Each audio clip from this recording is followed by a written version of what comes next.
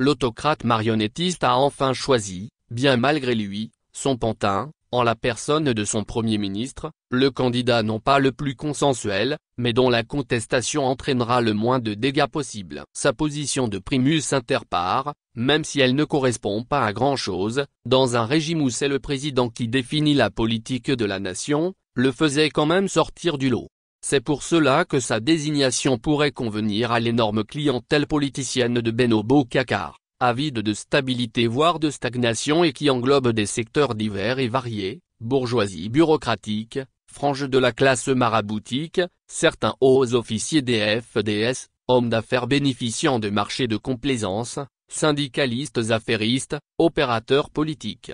Un accouchement laborieux. L'accouchement aura été long et difficile. En jargon médical, on parlerait de grossesse prolongée, d'autant plus préjudiciable à la viabilité et à la vitalité du nouveau-né, que le placenta n'arrive plus à maintenir un terrain propice à la grossesse. Il est vrai que jamais candidat n'aura bénéficié de conditions aussi exécrables pour aborder une compétition électorale aussi cruciale que celle présidentielle, prévue le 25 février 2024. Disposant de très peu de temps, contesté par plusieurs secteurs de la coalition présidentielle dont un des responsables les plus en vue vient de désavouer le choix fait sur sa personne en claquant bruyamment la porte, M. Amadou Ba risque de subir la pesante contrainte du kshing de l'actuel président, devenu minoritaire, au moins depuis les dernières législatives du 31 juillet 2022. Le bon sens aurait voulu, en effet, que pour requinquer une majorité en berne, la stratégie communicationnelle de Benno Bokar puisse,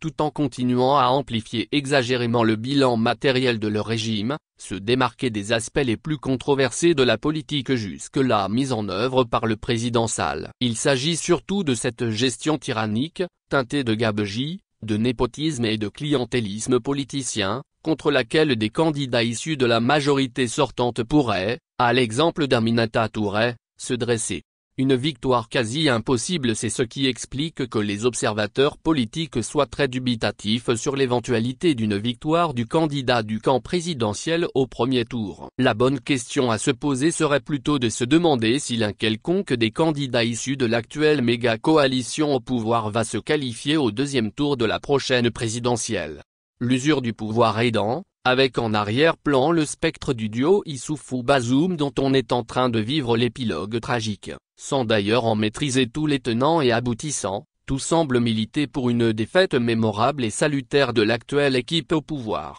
C'est précisément pour cette raison que le gouvernement de combat contre la démocratie, avec comme tête de pont, les ministres de l'Intérieur, de la Justice et de la Communication, s'est fixé comme objectif politique prioritaire, la confiscation du suffrage populaire pour barrer la route à une véritable alternative sociopolitique en 2024, dans notre pays. Pour ceux qui n'ont pas encore compris, l'élection présidentielle du 25 février prochain est en train de se jouer sous nos yeux et son issue dépendra de la vigilance des partis dits d'opposition. Une dictature honteuse. Or, force est de reconnaître que devant cette détermination sans faille du pouvoir de Macky Sall à briser les ressorts démocratiques de notre nation, sous prétexte de lutter contre un terrorisme encore hypothétique, la classe politique a abdiqué ses responsabilités, permettant la mise en place, dans les faits, d'une sorte de dictature honteuse. Cela signifie, en clair, que les entorses gravissimes aux normes de l'état de droit observées, dès l'accession du président Macky Sall au pouvoir, en 2012, et aggravées depuis les émeutes de février-mars 2021 sont, à défaut d'être ouvertement cautionnées, tout au moins tolérées par la plupart des partis politiques et dont certains ne sont pas loin de penser qu'il ne s'agit là que d'une incompatibilité d'humeur entre le président sortant et son turbulent opposant en chef. Certains sont même allés, pour atteindre leurs objectifs politiciens étroits, jusqu'à fermer les yeux sur les atteintes aux droits et libertés, donnant ainsi des gages de docilité et de bonne conduite républicaine,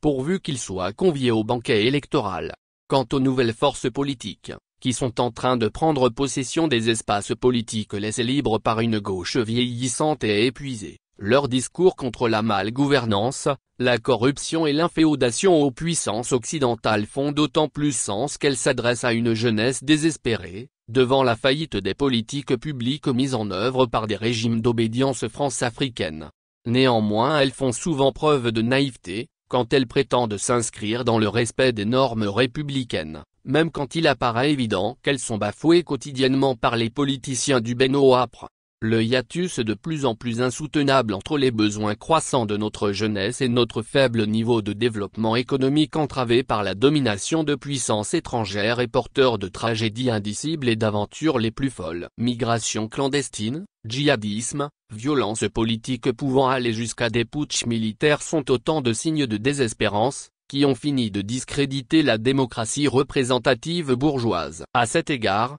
la succession de coups d'État dans la sous-région et au Gabon, accueillie avec bienveillance par les opinions publiques africaines, est révélatrice d'une grande aspiration au changement, qu'il est illusoire de vouloir stopper avec des tripatouillages électoraux, encore moins par l'éviction arbitraire de nouveaux candidats porteurs de visions de rupture. Priorité à la sauvegarde de la démocratie à l'aune de ces enjeux, le comportement des acteurs politiques de notre pays frise le ridicule. Avant de se lancer dans des annonces de candidature tous azimuts, la moindre des choses serait de s'approprier la plateforme des forces vives, F24 et de s'unir pour revendiquer avec plus de fermeté certains points, qui peuvent et doivent être considérés comme des préalables à la tenue de la prochaine présidentielle. Il s'agit notamment de l'arrêt de l'instrumentalisation de la justice, permettant d'envoyer des centaines de citoyens innocents en prison, ce qui passe par le strict respect des droits et libertés, d'expression, de manifestation, et de refuser d'enquêter sur les bavures policières et les crimes économiques. Il y a aussi la tenue d'élections libres,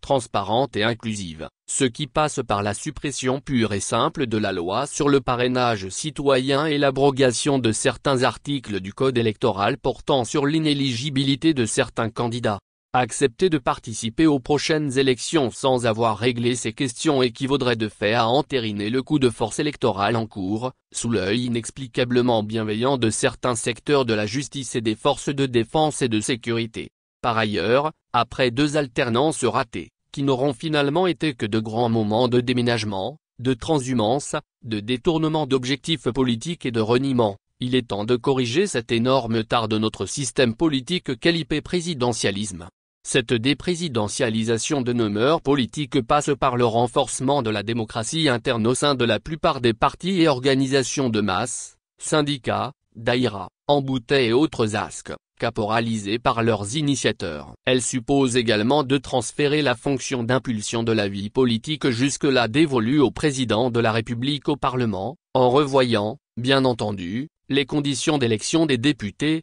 qui font la part trop belle au scrutin majoritaire, renforçant aussi bien les pouvoirs exorbitants du président, que sa mainmise sur le pouvoir législatif. Les 12 longues années du règne sans partage du président Macky Sall, dans un contexte de découverte de nouvelles richesses pétrolières et gazières, l'ont amené à caresser le rêve loufoque d'instaurer un projet autocratique, auquel il n'a d'ailleurs pas encore renoncé. Le laps de temps écoulé depuis février-mars 2021 a également fini d'édifier tous les démocrates sincères sur les dangers de basculement vers un leadership autoritaire, en usant d'une propagande goebbelsienne, du culte de la personnalité, de l'attrait pour certaines franges des couches moyennes pour la sécurité, l'ordre et la discipline et de la fascination pour l'homme fort providentiel. De fait, on a assisté à des événements qu'on n'aurait jamais cru possibles dans notre pays, rappelant des dictatures sud-américaines ou d'Afrique centrale. Tant et si bien que rien ne garantit la sincérité d'un scrutin présidentiel géré par 2 personnalités qui ont largement fait la preuve de leurs compétences indéniables dans l'instauration d'un régime dictatorial.